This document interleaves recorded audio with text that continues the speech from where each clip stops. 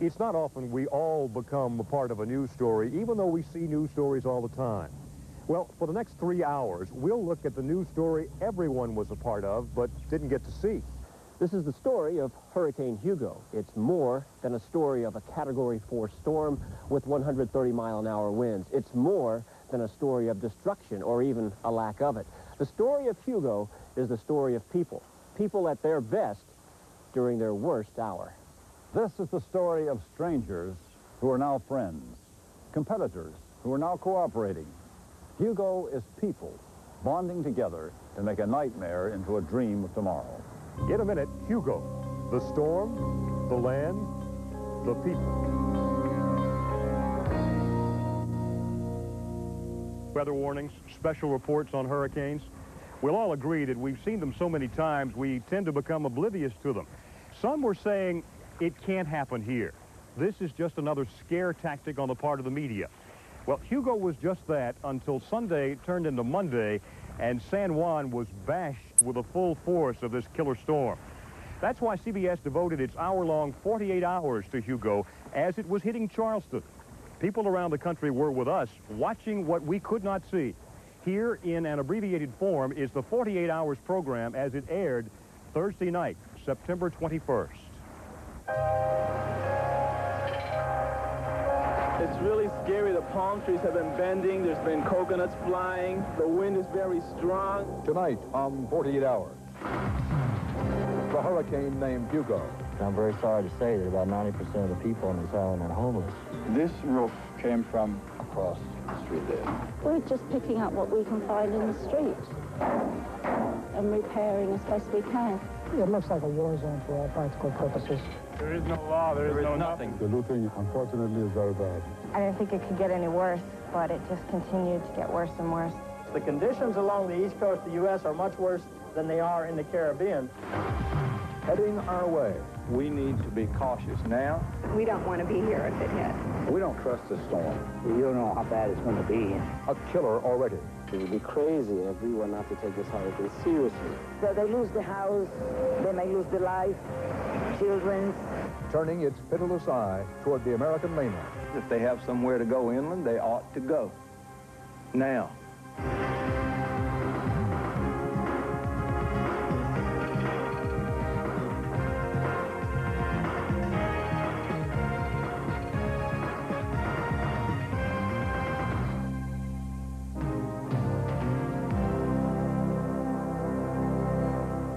Good evening and welcome to a special West Coast edition of 48 Hours, our special Hurricane Watch 48 Hours. He's already spread death and destruction across the Caribbean, and right now, at this moment, a bigger and stronger Hurricane Hugo is beginning to move into the southeast coast of the United States. The latest, the hurricane is coming ashore somewhere in South Carolina.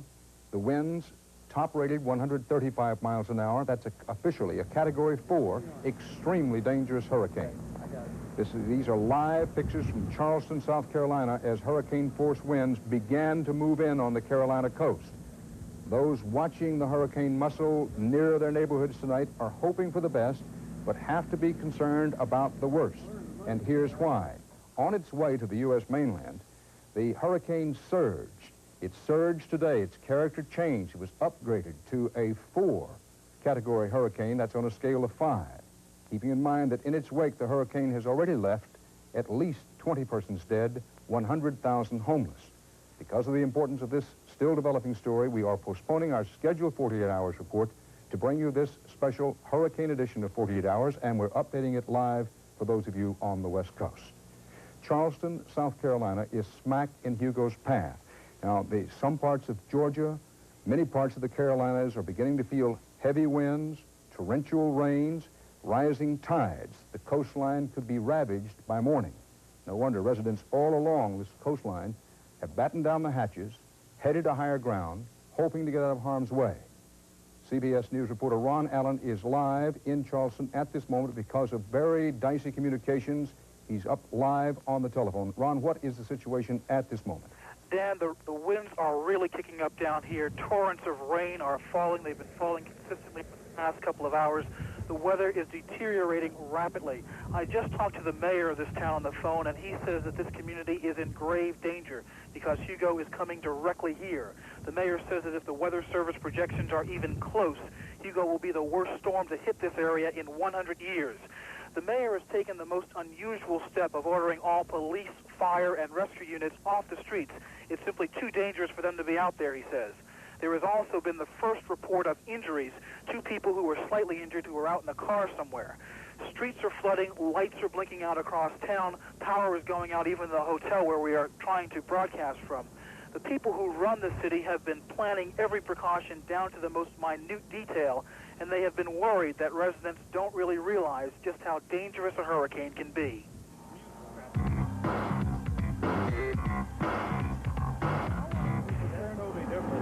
How long have you been preparing for this hurricane now? Started about 7 years ago. 7 years ago? Yeah.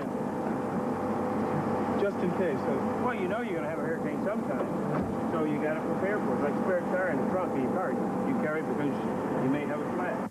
24 hours ago, bracing for the worst, Police Chief Reuben Greenberg began full-scale storm preparations. What's your biggest fear, given this community and given the... My biggest fear is people are not going to get out, and they're going to be living in places where it's going to collapse on top of them, and a lot of them are going to be killed and crushed with roofs and so forth. Don't people understand? I mean, there have been warnings about hurricanes. Sure, there's warnings and all that, but it's not going to happen to them. It's going to happen to the other guy. He's going to be down lucky when somehow the storm or any tornadoes that spawns are going to miss their house and get all the other houses instead. That's where people think. And a lot of low land. You're at about sea level. Call it South Carolina low country. For good reason. Trees are going to be across the road. We have chainsaws in order to get trees. Throughout the night before the storm, the chief meets with his men to issue last-minute instructions. The thing that is very, very, very important for you to remember, and that is, if you've got a wife, children, grandmother, parents, whatever, you need to get them out of this area. It's going to be very difficult for you to do anything for us worrying about what's going on with them. There are going to be 6 shelters open within the city limits of the city of Charleston with people they've never been with before in their lives, howling babies, arguing, bickering among themselves. At night, it's not going to be a pleasant type situation, okay? Food. We have the food that we'll be able to feed 300 people for 3 days right here at the department. The guy at the furnace got the food for us. They're getting us some bread.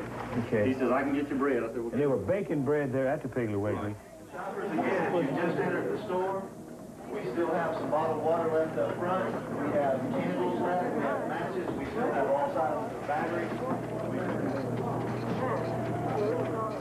What's going fastest? What are you running out of?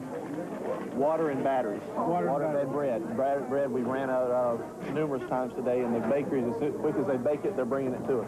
We have trucks running 24 hours a day from our warehouse picking up stuff, resupplying stuff. So we're going to, just keep going. So did you get everything? You're all stocked up now? Well, I hope so. I need to get a few batteries, and that will be it. I think I'm hurricane-proof after that. With the storm drawing closer, time to plan is running out. Chief joins the Crisis Council for a meeting. This is a meeting where everybody's going to be looking at the last-minute preparations and so forth, make sure everything's working okay. Who's here?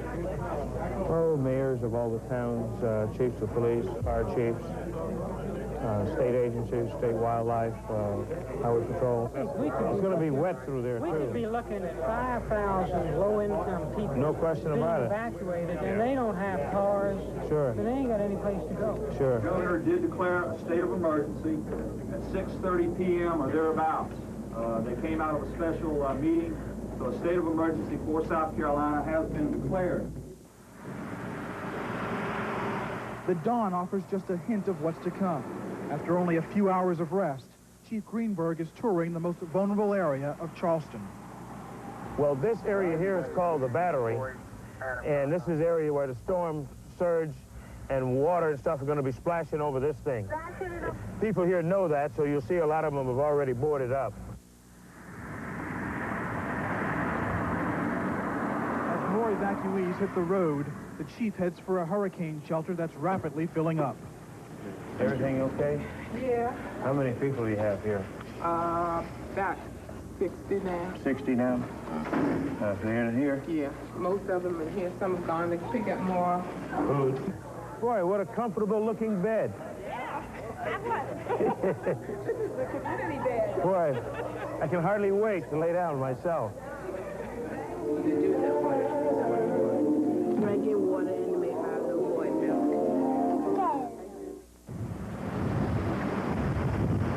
It's 4 p.m. and Hugo is staring Charleston in the face. It's going to come in between 1 and 3 o'clock a.m. we're expecting on Friday morning. High tide is at 2 a.m. on Friday morning. So it's going to come, apparently, if it stays at the same speed, at the very worst possible time. The projection from the mayor when I just spoke to him a few moments ago was that the storm would hit here between 12:30 and 1 Eastern. That's in about an hour and a half or so. But as you can see, things are getting really out of control. The torrents of rain are just falling. I'm doing all I can to just stand here and maintain my balance. Power is blacking out all across town. They've evacuated about 150,000 people so far, and I can't imagine why anybody would stay near here unless they have to. Dan, back to you. Thanks, Ron. Take care of yourself. Ron Allen live in Charleston as the hurricane begins to hammer in to portions of Georgia and the Carolinas. Because hurricanes move counterclockwise, this hurricane's full fury certainly should be felt north of the eye. That means that Wilmington, North Carolina, just up the coast from Charleston, is headed for a rough night. We caught up with CBS This Morning's main man, Harry Smith, there just a short time ago as communications began to go down. Harry, you're right there on the northern outer edge of the hurricane. What's it like? We are right on the banks of the Cape Fear River, which is about 10 miles up from the Atlantic coast, Dan. Down along the coastal areas, we're hearing reports now on the North Carolina coast of winds around 60 miles an hour. We just heard some reports of even hail starting to come out of the storm. Right here, up in Wilmington, it's not too bad yet, although we have had pretty consistent wind gusts of over 40 miles an hour out at the airport. Power is starting to be a bit of a problem here in Wilmington. A lot of the shelters are starting to fill up. One of the high schools is already full beyond capacity with more than 300 people. The power just went out there just a couple of minutes ago. The real power and the real surge from this storm is still several hours away from here yet, Dan, but we're already starting to feel some of the effects. Harry Smith, thanks. What's ahead as the hurricane hits home? We'll get some idea from looking at what Hugo has left behind as our special hurricane edition of 48 Hours continues in a moment.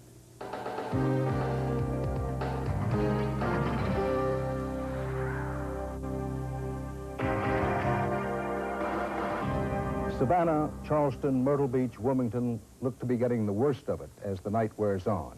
Remember, this is the most powerful East Coast storm in at least 35 years.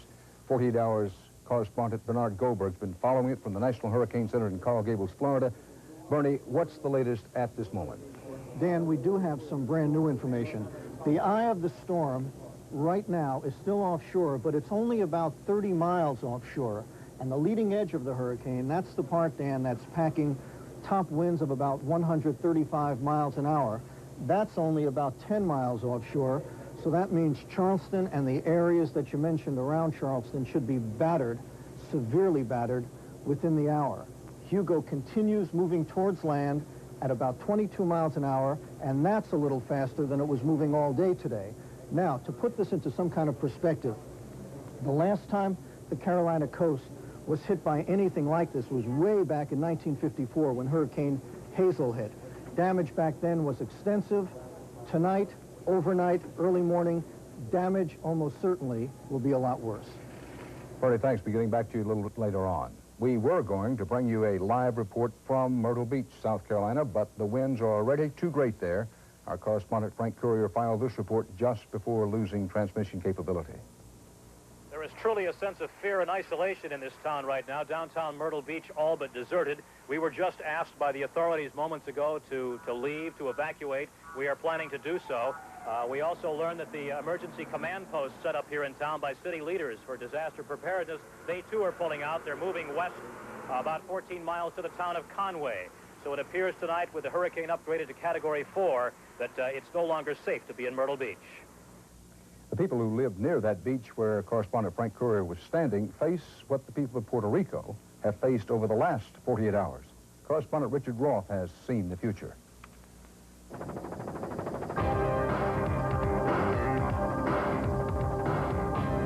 Just off Puerto Rico's coast, the tiny island of Culebra boasts a sheltered harbor sailors call the safest in the Caribbean. But Culebra was no safe harbor from Hugo. This is the first major hurricane that hits Puerto Rico in the past 50 or 60 years. We had the wind clocked around 235 miles an hour. This is a killer hurricane, you know. The energy of this hurricane, it's very hard to foresee. You cannot think in terms of that power. It's beyond your expectation. I don't know if that is the right word. Did it surprise you? Of course. I have never seen anything like that before. Rafael Mena owns a hotel here. The mayor told me there are about 700 homes on the island, and 500 to 600 of them have been damaged or flattened. Or wiped out. These were houses. These were all houses. Of course. On both sides. And everything is completely It's gone. It is gone. Look at this. Hey, you guys want some serious footage? I got the whole storm. From 4 o'clock the day before the storm till now, everything. We were out there in 200-mile-an-hour winds.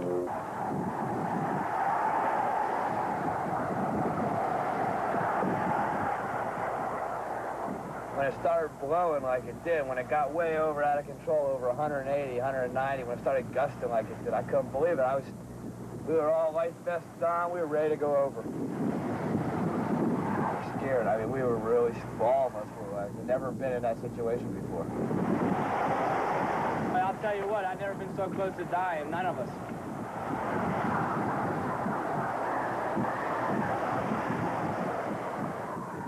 How are you? How you doing? The crews say there were several hundred boats in the harbor at the time of the storm, but more than 2 days later, there's still no reliable count of who's left and who's missing. Was everybody here on vacation? No. Yeah, we're all working tourism. Tourism would collapse in the Caribbean without the boaters. We are all now the owners of the newest beachfront condominiums in Culebra. It's not funny. It's not funny, but that's just my whole life is involved in my boat. Everything I own is there. I've got nothing left but a shell. People have been unbelievable on this island. These people are the finest in the Caribbean because they've been so helpful. They are standing there on their front porch of what used to be their house, asking how can they help you. Now, what else can they do? Hi. Hi. How are you? Well, this is my house. Dolly Camareno moved to Culebra from New York City 16 years ago. This was the kitchen. This is my dining room, my kitchen. There's a hallway into the bathroom. This is my daughter's bedroom. This is my living room. This is the porch with a nice view up from here. There's my mattress. My cabinet from the kitchen is on the other side of my neighbor's house. Just amazing. It's just devastating. I mean, it looks like an atomic bomb.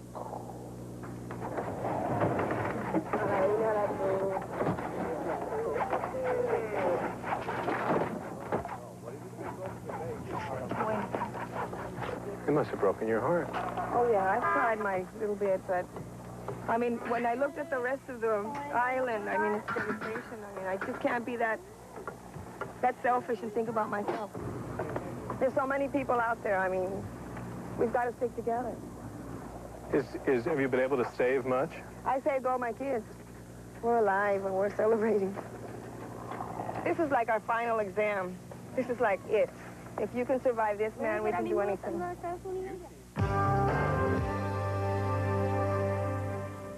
A note here, the storm is expected to dump between 5 and 10 inches of rain, possibly more, as its eye or center comes ashore.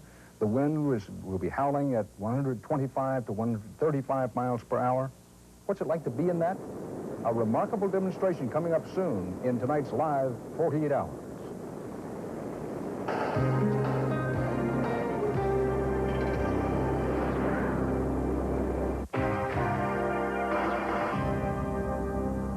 storm surge. If you live in the path of a hurricane, you may find out firsthand what it means. Storm surge is the wall of water formed by the winds of a hurricane. It generally hits before the eye or center of the storm and is responsible for much of the damage and death.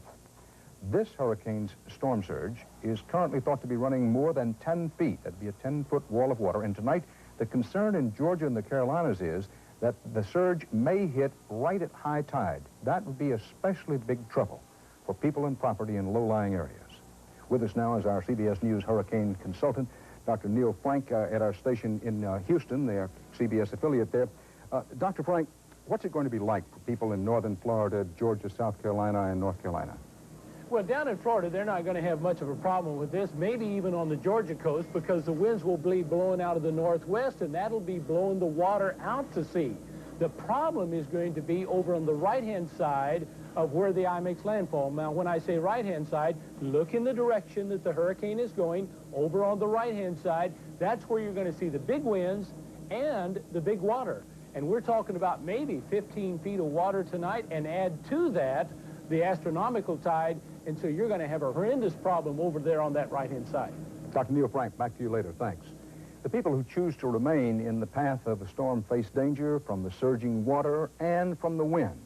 To assess the strength of a Hugo-sized hurricane, we sent our intrepid David Martin into the wind tunnel of the University of Maryland. His guide is Jewel Barlow, the director.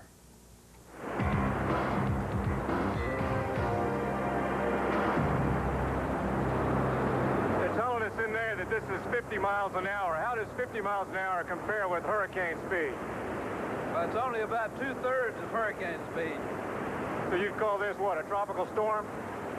Yeah, probably a moderate tropical storm. If you're stupid enough to be out in something like this, what would be your advice to somebody that they should do? If I were caught out in this, I'd get behind something that I thought would stand up to the wind. I'm tied down, but you're not. Can you go up any higher? This is probably about all that I can stand and still walk out of here safely. Okay. You want to go on out, and I'm going to try and take it up a little higher and see if I can get up to hurricane speed. Good luck. Okay.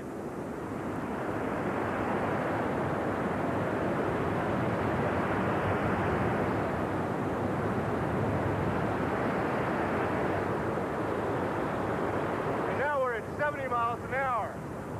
As hard as that is, that's still not hurricane speed.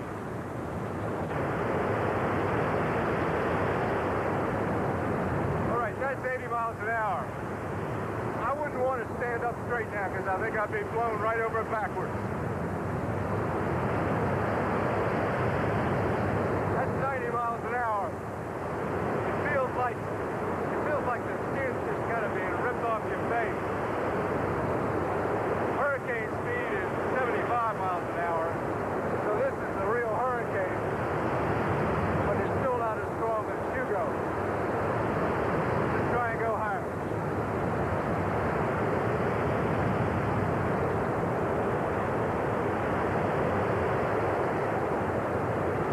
That's 100 miles an hour. I don't see how you could be out of this if you had to worry about the rain. About things coming at you. The only thing I have to worry about is that camera and it's taped down. I've got one other advantage. I can tell those guys to turn off that air anytime I want. Can't do that with Hugo.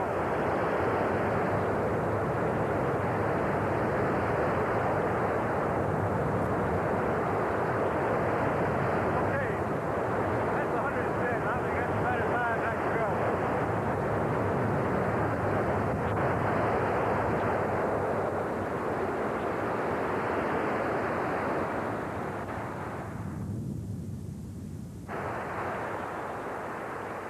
It's all right if you can turn it off. But if you don't have any choice over the matter, you really are totally helpless out there in that kind of wind.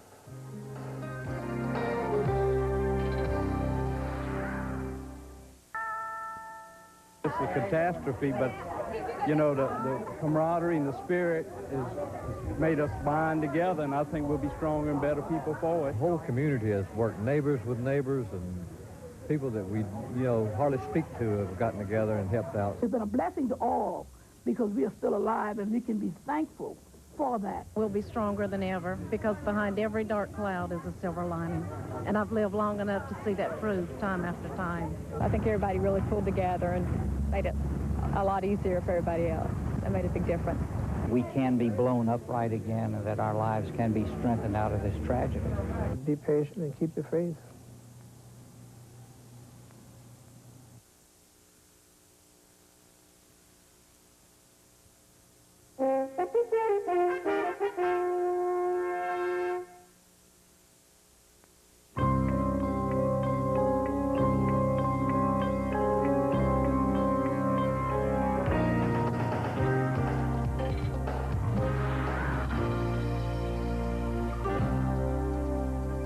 Up-to-the-minute update on the hurricane. The front wall of the eye, not yet the eye itself, but the front wall of the eye of this massive and extremely dangerous hurricane is now coming ashore roughly along the shoreline of South Carolina. Winds raging at 100 miles an hour plus, and the eye itself is not yet over the coastline, so there are yet to come top winds of about 135 miles an hour, and the massive storm surge, that wall of water we've been talking about, is now expected to hit within the next hour, perhaps hour and a half. Charleston, South Carolina, seems to be right in the bullseye, with Hugo moving in. Attention. Beaver County has... All day, residents of the low-lying coastal areas from northern Florida to North Carolina have been packing up and heading out. One especially busy spot has been the well-known Hilton Head Island, South Carolina. Correspondent Richard Schlesinger followed the evacuation preparations, but then was forced to pull back to Savannah, Georgia because of the danger. Richard? Dan, the wind and the rain have started picking up here just in the last 45 minutes. It's a miserable night here in Savannah, but nothing compared to our neighbors to the north where Hugo is headed. All day long, the evacuation has gone smoothly. It's been bumper to bumper on the roads around here, but the message from Savannah tonight is people listen to the warnings.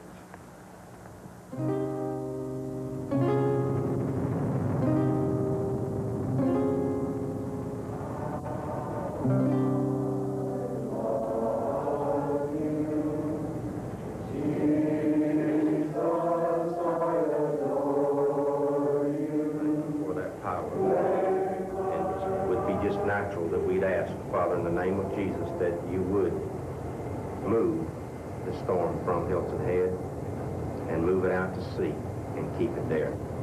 We ask it because we know you can do it. Thank you.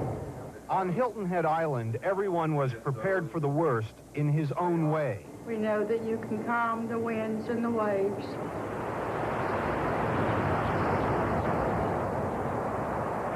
Buzz Stulak came home to his beach house last night, perhaps for the last time. Me. Hi. He is a man facing two foes. Hugo forced Stulak to make some tough decisions, the kind of decisions all of us dread. Well, you said pictures and books. That's all it is. All right. After a lifetime of accumulating possessions, he has to decide which things he can live without, which few items are so important they must leave with him. How do you decide what you're going to take? We made out a list last night, and I think it looks like we're adding to the list, because one supposed to have B. We're going to take my daughter's photos, tapes of some songs I've written, scrapbooks, photo albums, yearbooks, take my safe with the warranties and insurance policies and stuff in it. But the toughest decision in Buzz Stulak's life could be made by his second foe, the state of South Carolina. With us, it was like hanging us out, twisting in the wind. I think that was the expression. Last year, in a move to open up the beachfront, the state passed a law that prohibits Stulak and his neighbors from rebuilding on the beach if their houses are substantially damaged. So what do you lose? What do you lose? Everything. For me, it's my life savings. This is the only piece of real estate I own. That's it. I'm wiped out. So you're really at the mercy of this storm. Oh, we are. I mean, the next few days will decide whether I have any savings for the rest of my life or whether I start all over again. Sure, there are a lot of folks back there that are rooting Hugo on and hoping, gee, we're going to get our oceanfront park now. Stulak can fight one of his foes. He's already sued to overturn the law that could cost him his piece of the beach. But he can't fight Hugo. 5 miles an hour, gusting probably up around 115, and there is that direction. As the evening progresses, so does Hugo, and the threat to Buzz Stulak and his house becomes more real. That storm, so it looks like that area is probably a pretty good estimate, anywhere from St. Augustine all the way to Cape Hatteras, right there, where we have the hurricane watch. Right in the straight line. The hurricane watch indicating that hurricane force conditions. I mean, I don't like that storm, and you can even look out there and you can see where it's coming. I've considered that ever since I moved here 7 years ago. Those things may happen, and if it does, that's fine. It's just the risk of living here. That's right. And I'm prepared to leave. Secretary Ives, as of 0600 this day, Beaufort County has issued a hurricane warning. Evacuation orders have been issued for all residents. Before dawn this morning, the word came. All residents are urged to leave the island as soon as possible. Hurricane Hugo is expected to make landfall later this afternoon between Savannah, Georgia, and Charleston, South Carolina. One of Buzz's foes, the hurricane, could no longer be ignored. Time to leave. Oh, this is sad. It's, I hope it's here when we come back. But if Hugo wins, if he damages or destroys the house, Buzz vows to fight again against his second foe, the state.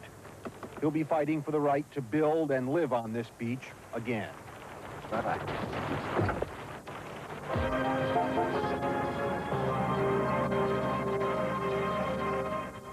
Some Charleston, South Carolina residents are bracing for the hurricane in a city shelter.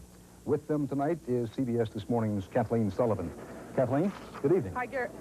Hi, Dan. I'm in the Garrett High School gym. There are about 390 people in here. Believe it or not, a lot of these people have been here since midnight. You just missed the late-night snack. They had a little peanut butter and honey sandwich, and they're serving the fruit right now. And it's surprising that a lot of these people have been in here since midnight, but a lot of it is because of the preparation, the efforts made by the city here, including that of Mayor Joe Riley. Mr. Mayor, why did you start advising these people, what was it, Tuesday afternoon? We studied what other cities had done that had difficult hurricanes, and our advice was to scare the people, because the greatest danger is people not evacuating and being caught in rising water. So we tried to communicate it strongly so people wouldn't say, oh, we've been through that before, because with this storm surge, people in low-lying areas and one-story houses would be killed, and we feel very good at these sites because it means that they heeded our warning, and they've taken shelter, and hopefully we've saved a lot of lives. Well, Mr. Mayor, actually, when you look at this and you see these people, do you think they're happy? I mean, have they been well fed? I mean, they haven't really had a meal today. They get 3 meals tomorrow, no? They seem very happy. I've toured a lot of shelters, and they're relaxed. They know they're going to be safe, and makes us feel very good. When you and I talked this morning on CBS This Morning, you said you were going to stay in your house, and I understand that you were evacuated by your own efforts today. I did. I followed my own advice. So where are you staying tonight, Mr. Mayor? I'm staying at City Hall. My family is inland, and I'm with our command post at our historic, beautiful City Hall. Everybody ought to come and see it when the hurricane's over, and we'll be on top of everything happening in the city, and hope we can escape it without the loss of life. One thing, your worst fear tonight. Worst fear is the tide, the rising water, and trapping people. Mr. Mayor, we'll all be in it here together. Dan. Thanks, Kathleen Sullivan. Maybe this is as good a time as any in our live Hurricane Watch Special Edition of 48 Hours to say, of course, we have to emphasize the danger of hurricanes, big winds, rising tides, storm surge, but people can ride them out. The key is to know that you need to stay alert, be smart, pay attention to the weather forecasts and the warnings. And we want to say directly and personally to those who are in the path of this storm, we care about you, we're thinking about you. And for the past 48 hours, Bernard Goldberg has been watching the people watching the storm at the National Hurricane Center in Coral Gables, Florida. Tremendous rises up there. Falls. Rise right here. We'll have a little bit more trouble maybe tracking it by satellite. 24 hours, 22.5, 66 0. It's a little funny job, the 4860 job. We have the big high pressure area that's been over here, and the little trough you see in here. They may have high-tech science on their side here at the Hurricane Center. They may be the best in the business. It's a 6 p.m. advisory we're talking about, which is... But all they know for sure when it comes to hurricanes is that there's an awful lot they don't know for sure. With all the maps, with all the computers, with the satellites, with the weather balloons, with everything else you've got. There really, well, why is there no such thing as certainty when it comes to hurricanes? If I could take a snapshot, a Polaroid picture of the atmosphere right now, and said freeze,